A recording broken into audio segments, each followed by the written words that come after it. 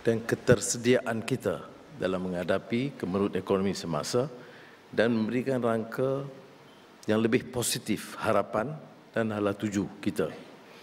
Tentunya kita gegusar dengan perkembangan semasa, tetapi semangat ASEAN itu terlalu kukuh.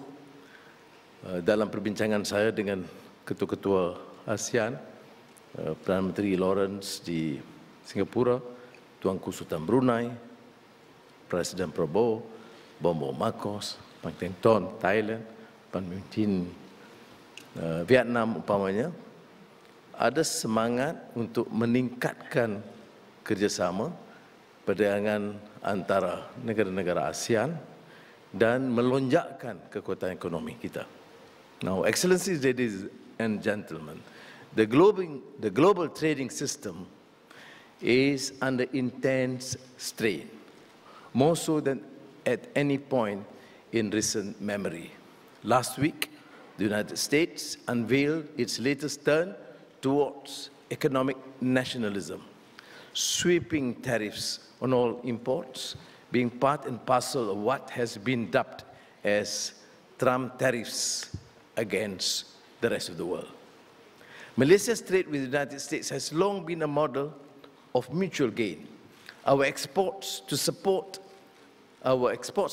not just growth here, but high-quality jobs across the United States.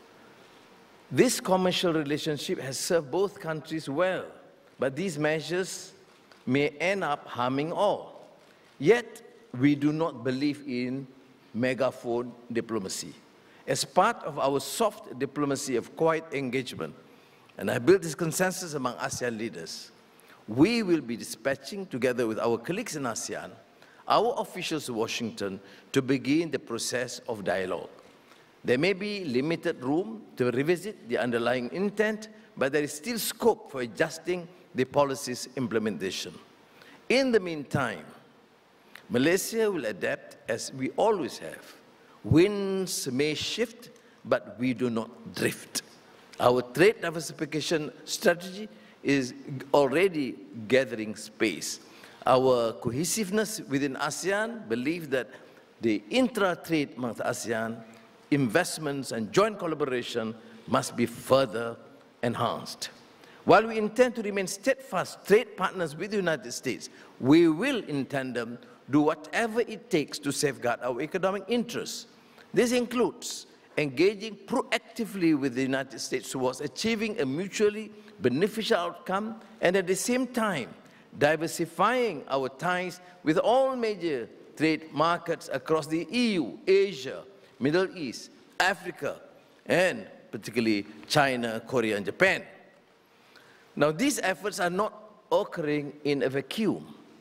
They unfold against a backdrop of mounting uncertainty, one that transcends any single country's policy choices. Globalization, once assumed to be forging ahead, now appears to be in retreat. Protectionism is resurgent. Supply chains are being reconfigured, and multilateralism is increasingly spoken of in the past tense. In this environment, ASEAN stands out as a beacon of hope and positivity. We are still broadly committed to openness, cooperation, and institutional continuity. Our total trade in goods stands at $3.5 trillion. Of course, this figure is not guaranteed. While the barrage of tariffs sweeping across the world in fast and furious fashion, we are witnessing the fraying of the global order. Therefore, ASEAN must rely more on itself. This means strengthening inter-ASEAN trade. We must move beyond rhetoric to execution. Tariff liberalization within the region is largely complete, but regulatory alignment, cross-border logistics, digital connectivity remain unfinished business. It also means safeguarding and expanding our external linkages. Our dialogue and sectoral partners span 6 continents. Few regional blocs can claim such a network. As chair this year, Malaysia will prioritize the revitalization of strategic platforms such as the ASEAN +3 as mechanisms for economic resilience. Our vision for ASEAN is a prosperous, sustainable, and inclusive region. This will require political will, serious capital, fortitude, and a strong dose of good fortune. It will also require swift progress in initiatives at the sub-regional level. A key example in this is the Johor-Singapore Special Economic Zone, unprecedented, and it shows the will, courage, commitment of leaders of both countries to decide on policies on a win-win basis and in interest not only of Johor or Malaysia and Singapore, but in the region. While this will not be a silver bullet, it is nevertheless a significant and an unprecedented step. By lowering barriers and coordinating policy between these two closely linked economies, we create a demonstration effect, a case study in cross-border economic logic. Malaysia is also committed to invest in developing our border areas, such as in the northern peninsula with Thailand and Sabah and Sarawak border with Kalimantan, to promote economic activities for the benefit of people in both sides of the border, covering Indonesia, Brunei, and the Philippines. Resilience also requires investment in infrastructure that can weather storms, both literal and financial. Our Southeast Asian neighbors are especially prone to natural disasters. Furthermore, the effects of climate change have become more insidious. Our capacity to manage adverse weather events, safeguard critical infrastructure, and protect vulnerable communities must be significantly improved. Green growth is no longer a matter of environmental virtue, but a strategic economic necessity. Technologies such as carbon capture, circular production models, and low-emission innovations are not peripheral experiments. Indeed, they are poised to define the industrial landscape of the coming decade. And then there is the digital economy, a space of both great promise and great inequality.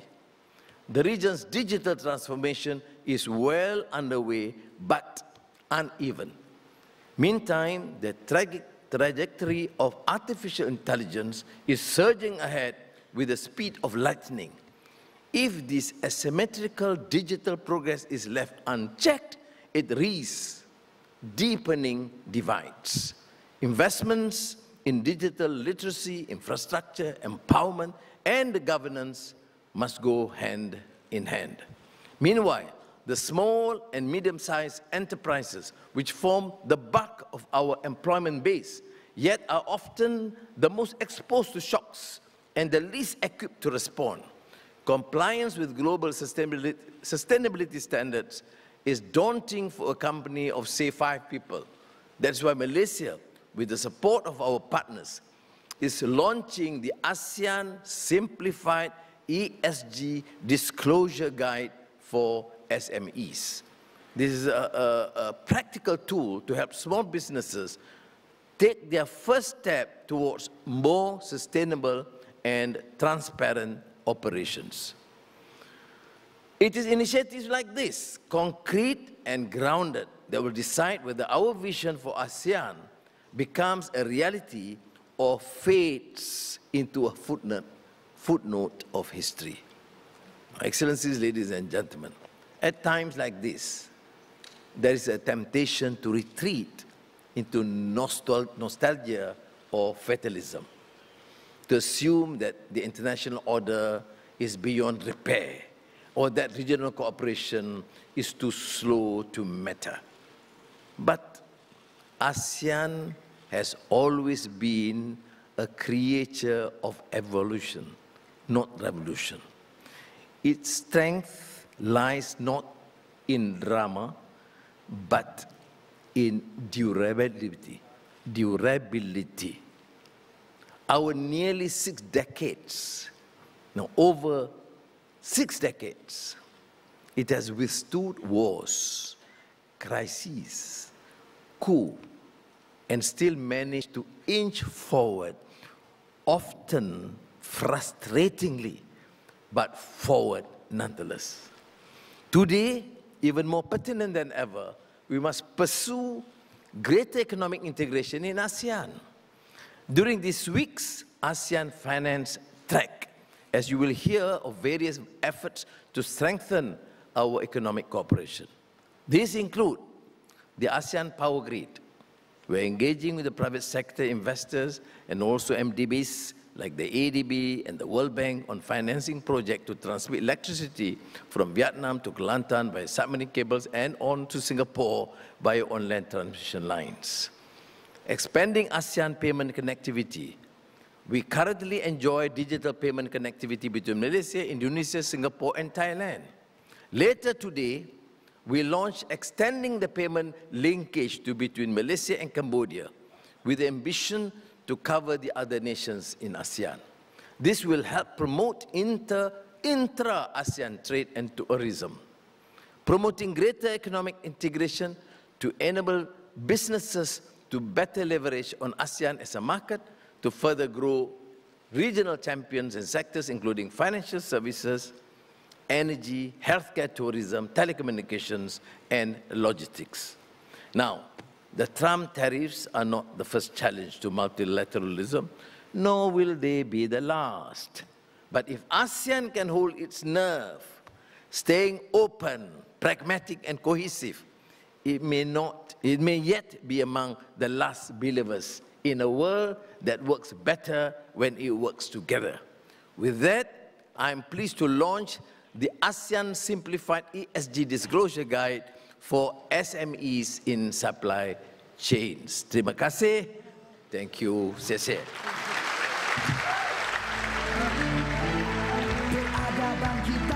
Thank you very much, Yang Amat Berhormat, for your inspiring speech. It has been an absolute privilege to hear from you today. We would also now like to respectfully announce kesejahteraan masa depan.